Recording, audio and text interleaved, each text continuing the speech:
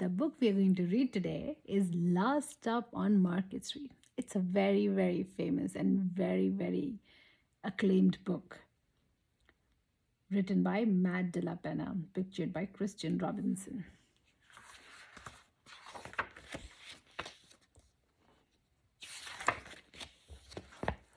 CJ pushed through the church doors, skipped down the steps. The outside air smelled like freedom, but it also smelled like rain, which freckled CJ's shirt and dripped down his nose. He dug under his Nana's umbrella, saying, "How come we gotta wait for the bus in all this wet? Trees get thirsty too," his Nana told him. "Don't you see that big one drinking through a straw?" CJ looked for a long time but never saw a straw. From the bus stop, he watched a water pool on flower petals, watching rain patter against the windshield of a nearby car. His friend Colby climbed in, gave CJ a wave, and drove off with his dad. "Nana, how come we don't got a car?" "Boy, what do we need a car for? We got a bus that breathes fire." "And old Mr. Denny's, who always has a trick for you." The bus creaked to a stop in front of them. It sighed and sagged, and the doors swung open.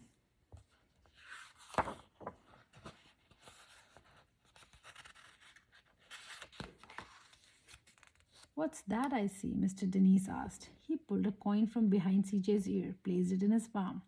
Nana laughed her deep laugh and pushed CJ along.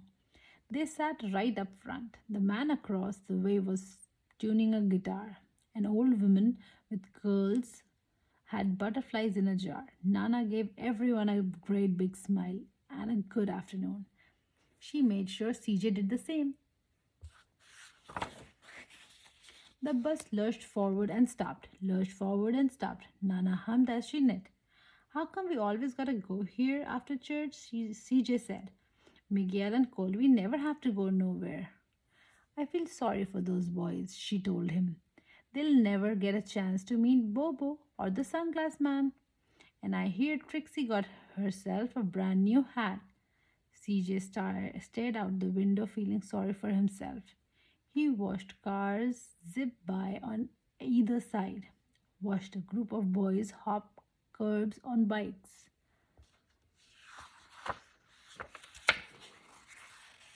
A man climbed aboard with a spotted dog. CJ gave up his seat. "How come that man can't see?" "Boy, what do you know about seeing?" Nana told him. "Some people watch the world with their ears." "That's a fact. Their noses too," the man said, sniffing at the air. "That's a mighty fine perfume you are wearing today, ma'am." Nana squeezed the man's hand and laughed her deep laugh. Two older boys got on next. CJ watched as they moved on by and stood in back. "Sure wish I had one of those," he said. Nana set down her knitting. "What for? You got the real life thing sitting across from you. Why don't you ask the man if he'll play us a song?" CJ didn't have to. The guitar player was already plucking strings and beginning to sing. "To feel the magic of music," the blind man whispered. "I like to close my eyes." Nana closed hers too. So did CJ and the spotted dog. And in the darkness, the rhythm lifted CJ out of the bus, out of the busy city.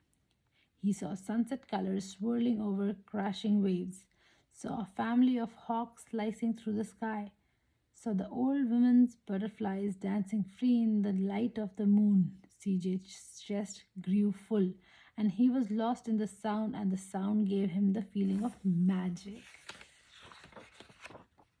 The song ended, and CJ opened his eyes. Everyone on the bus clapped, even the boys in back. Nana glanced at the coin in CJ's palm. CJ dropped it in the man's hat. "Last stop on Market District," Mr. Dennis called.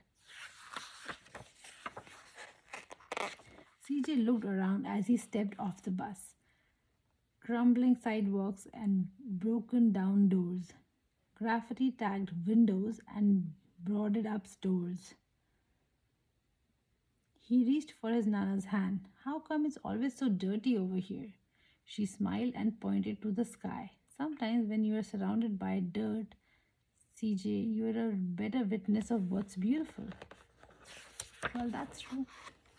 CJ saw the perfect rainbow arcing over their soup kitchen. He wondered how his Nana always found beautiful where he never even thought to look. He looked all around them again, at the bus rounding the corner out of sight, and the broken street lamp still lit up bright, and the stray cat shadows moving across the wall. When he spotted their familiar faces in the window, he said, I'm glad we came.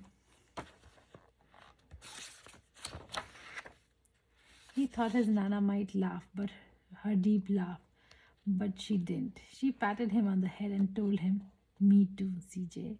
Now come on. Ta-da! Is that not a very beautiful book? I really like it. Does the boy think? And how his Nana interprets everything so beautifully for him, giving him a new way of thinking. How did you like the book? Tell me in the comment section. I will catch you guys again with a very wonderful book. Till then, bye bye.